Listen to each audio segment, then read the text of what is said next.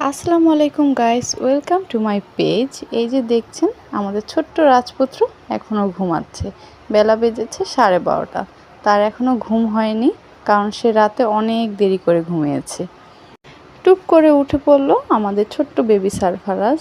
দেখেন তার মুডটা আজকে অফ আছে, সে একা একা কাত হচ্ছে, খেলছে, চুপচাপ রয়েছে। এখনও তার চোখে রয়েছে ঘুম ঘুম ভাব, কারণ কালকে সে রাত 3টার পরে ঘুমিয়েছে, ঘুমাতেই চাচ্ছিল না।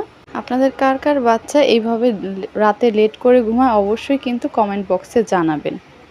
এবার তাকে ফ্রেশ করে দেওয়ার পালা। তার হাত মুখটি ধুয়ে দিব, মুখ মুছিয়ে দিচ্ছি।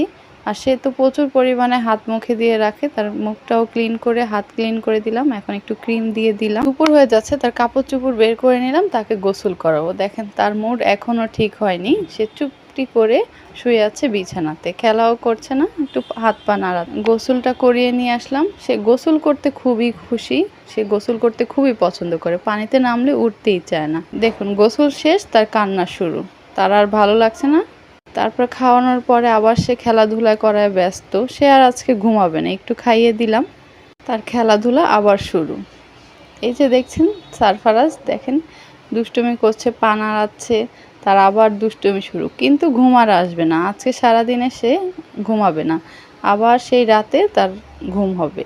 ছোট বাচ্চাদের কিভাবে ইজি ওয়েতে ঘুম পাড়ানো যায়, কারো যদি জানা থাকে টেকনিকগুলো অবশ্যই আমাকে জানাবেন। কারণ সারফারাজ ঘুমাতেই চায় না, তার শুধু সারাদিন দুষ্টুমি আর দুষ্টুমি। সারফারাজের যেহেতু আজকে মুডটা অফ, তাই আজকে মানে দুষ্টুমিটা একটু কম করছে, চুপচাপ খেলাধুলা করছে। তাছাড়া যদি মুড ভালো থাকে সে কিন্তু আরও দুষ্টুমি করে। যে মিষ্টি হাসিগুলো যদি আপনার ভালো লেগে থাকে আর দুষ্টুমিগুলো, অবশ্যই একটা লাইক দিবেন এবং আমার পেজটাকে ফলো করে দিবেন। আজকের জন্য এই পর্যন্ত। আল্লাহ হাফেজ।